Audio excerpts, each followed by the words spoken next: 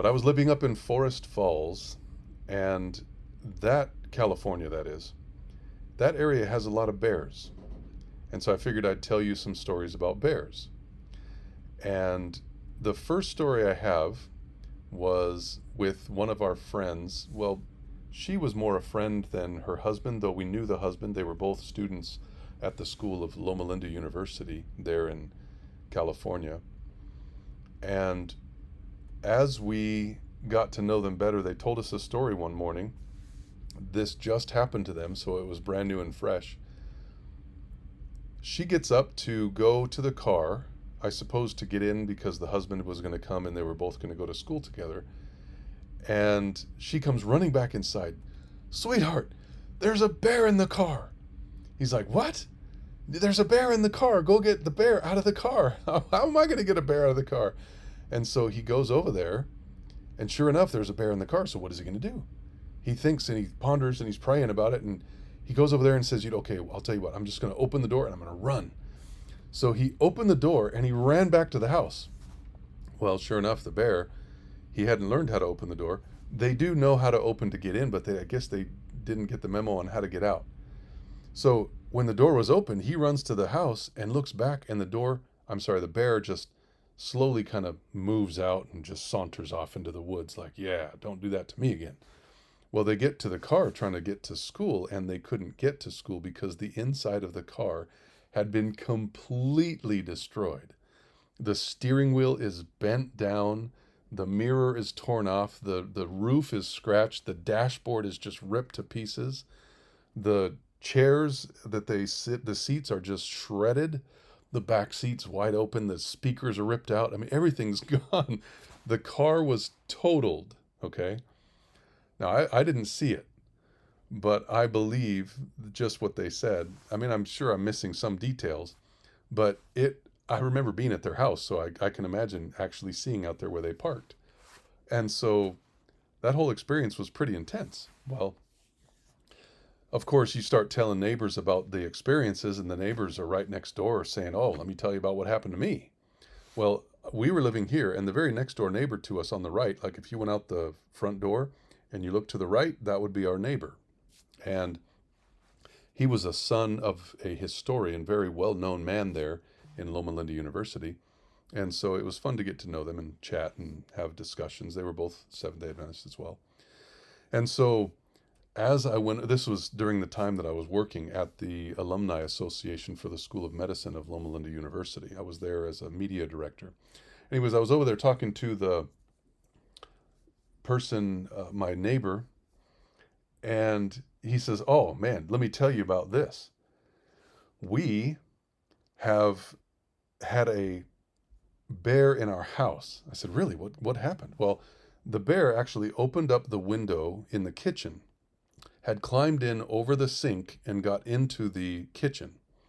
The bear had opened up the refrigerator, pulled out the soy milk and chewed on it and spilled it all over the place, opened up the peanut butter and had gotten into the peanut butter, opened up the dresser drawer, if you will, and pulled out the power bars. Now, I don't know if you all know what power bars, they're kind of like granola bars, but they're made with lots of protein and different things so that people on bike rides or hikes or whatever, they'll take the power bars and it's supposed to give them enough energy to continue on, etc. Well, it had eaten a bunch of the power bars. Wrappers are everywhere, the milk's on the ground, everything, but when he comes home, the bear's gone. They know it's the bear. They can tell from the scratches and the different things getting into the window.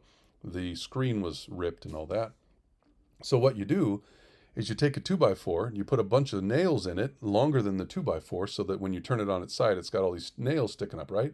Well, you point it outward and put it toward the window or on the window sill, and then you nail it or screw it in this way. And so when the bear tries to come back, because they're very intelligent, they know if it happened once, it can happen again, right? So they go to the door or the window and they put their paw up there. They get stuck by those nails. They don't come back. Well, so he thought it was all taken care of. One day he's working, as he did work from home.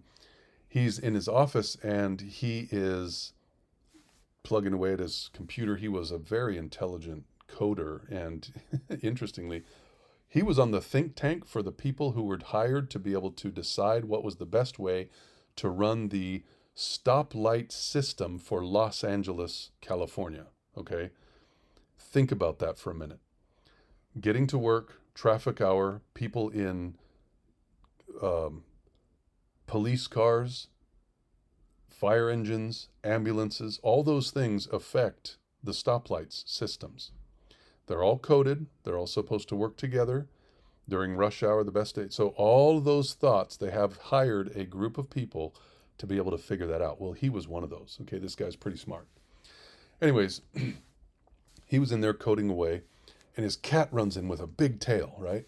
He said, "What's up with that?" And the cat's kind of hiding and said, "I don't know. I got to go into the living room." So he goes into the living room, and the window is open, and he actually sees the bear putting its right hand or paw into his window coming into the house, because he knows, that bear knows, that on the other side of that wall there is power bars and peanut butter and soy milk, right?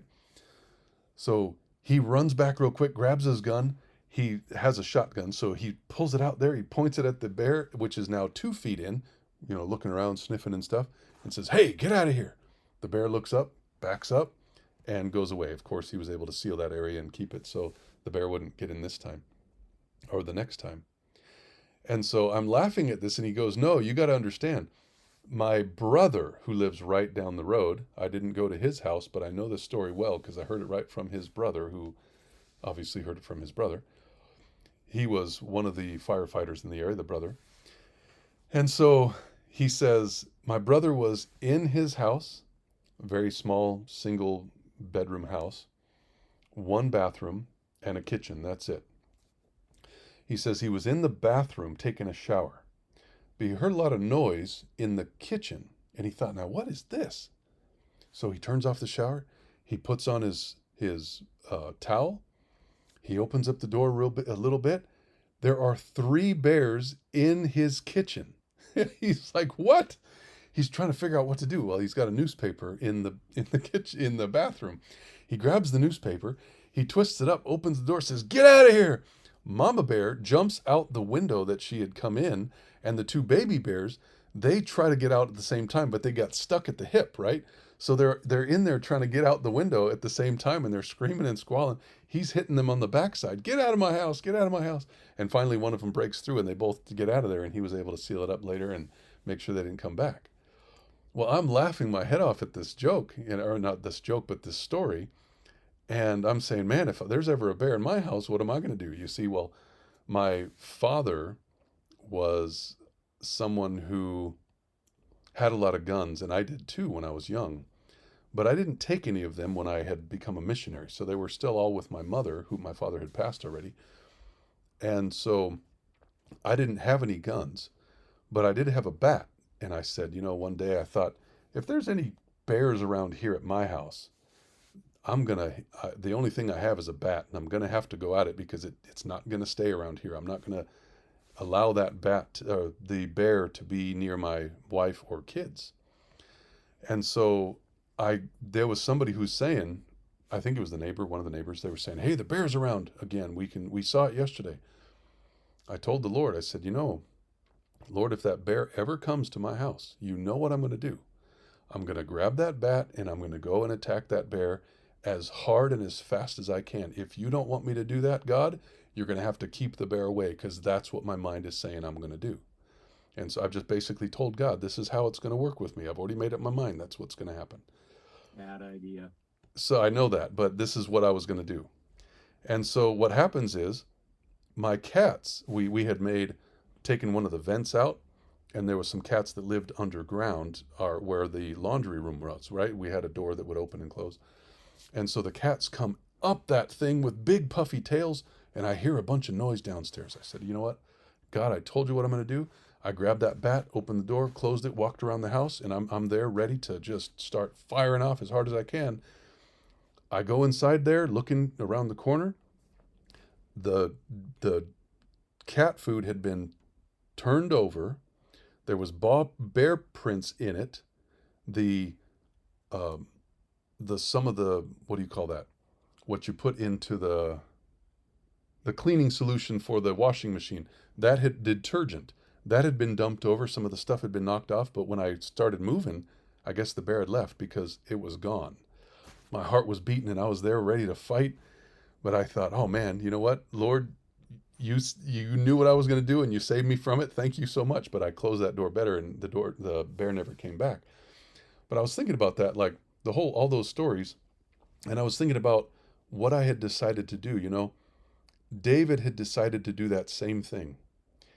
And he knew that as a shepherd, if there was anything that was ever going to come to his children, if you will, or his wife, which were the sheep, they weren't children or wife, but you get the analogy. He said, I'm going to take care of them. And whatever weapon he had, a sling, that's what he used. And that's what weapon I had, was a bat. And so I went down there just like David did. God spared me from that, I'm sure. But I was going to this verse and I was thinking about sharing it today. David said, moreover, the Lord that delivered me out of the paw of the lion and out of the paw of the bear, he will deliver me out of the hand of this Philistine. And Saul said unto David, go, and the Lord be with thee. And I thought, amen. And so, yes, Vern, you're right. It was not a good decision, but God knew what I was going to do, and I followed through with what I was going to do, whether it was a good decision or not. And for me, it showed me that I'm willing to stand up for my family in a tough situation, even when it looks like I wouldn't stand.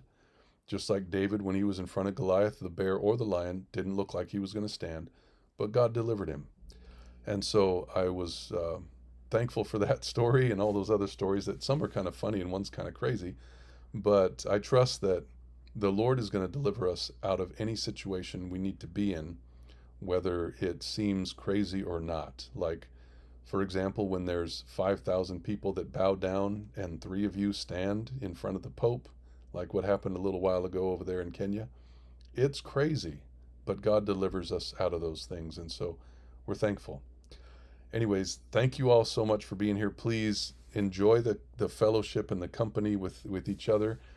And if there are a couple of questions, I'll take them, but otherwise I'm going to head out. So does anybody have anything to say real quick? Except, like Vern said, not a good idea. With the amount of experience we've had with bears over the years, that's why I said not a good idea. Know those creatures well, and believe me, just to put it in perspective for people out there that may not know much about bears, a dog pound for pound is 4 times the strength of a human being. A bear is 4 times the strength pound per pound of a dog. Yeah. So, 100-pound bear is an absolutely deadly foe, though it looks tiny. You don't mess with them critters unless you've got bigger weapons than a baseball bat. Yep. I've seen them hit over the head with a steel pipe and just shake it off. I agree, but I think the Lord could have worked it out if he needed to. Oh, yeah, he makes up for our, well, I won't call them foolish thoughts, but sometimes our thoughts are ill-informed, I guess would be a better way to put it. I didn't, Vern, I didn't know how to use the sling, but I had a bat. That's Oh, man. I'll tell you a quick one before you run off. Okay. We, at the Institute, we had many issues with bears over there because we had the orchard, we had carrots, which they love, all these things over the years. And after we closed the Institute, we were still living there, somewhat caring for it. There was another Filipino mission group that was using the facility. And I'd seen them do it, and I kind of hinted to them it wasn't a good idea. But in the basement of the cabinet shop, they put the honeybee frames before they extracted the honey and just had them sitting on the counter. And of course, they left the window open. Well, sure enough, the bear found his way in the window, and they discovered this. I discovered it. I discovered the prints, and I called him. I said, I think you got a bear in the shop. You better go check it out. And sure enough, the bear was in there. Well, the one fella goes in there, and like you, he decides he's going to chase this thing out and beat it out with a pipe. Well, he walloped it over the behind and then left the building, and the bear tried to go out through a hole it created at the other end of the building. It pushed some siding off, literally forced a hole in the wall. And so he's on the outside, and the bear's trying to come through the hole, and we can see this from our living room across the street. And I got out there, and I said, what are you doing? He said, well, I'm going to hit him when he comes out. And the bear stuck his head out about that moment, and he took him across the nose, split the bear's nose right open. Well, all the bear did was pull his nose back inside and then attempt to come out again. I says, man, if you know what you're good for, you'll just get out of here and let that boy exit, because he's going to let you have a whole lot more to say than that bat ever had. Well, it wasn't too long later, a few days later, that they had trouble with the bear getting over the electric fence, climbed up a tree, went down the other side of the fence into the orchard. And they came to me and I said, look, I've been told I can't discharge a firearm here. I'm not dealing with it. So they called one of the elders from the local village, and the elder come out and took care of the bear. And it was that bear with the split open nose. And I said, you see that bear? Your wallop on that bear didn't phase that bear, and that bear took a mighty blow. But Wow. no, you don't mess with bears. I could write a book on the events we had with bears, but baseball bat holds nothing on a 2-inch steel pipe. Yeah, I'm with you. I believe that. Anyways, praise the Now Lord. you are a big man. You'd give him some serious grief, but oh, I've seen them shake off what you would just unbelieve. You go, how can they possibly shake that off? But they Yeah. do. No, I believe it. Off and they walk away. Yeah, I believe it. I'd do anything for my family, though. I bet you would too. So we praise the Lord. Well, we had one here that'll add to it just recently, about a year and a half ago. One of my employers has a beautiful country home, and he heard a kerfluffle with the dog out front during the twilight of the evening. So he raced out there, and it looked to appear that the neighbor's large dog was hanging a licking on his dog.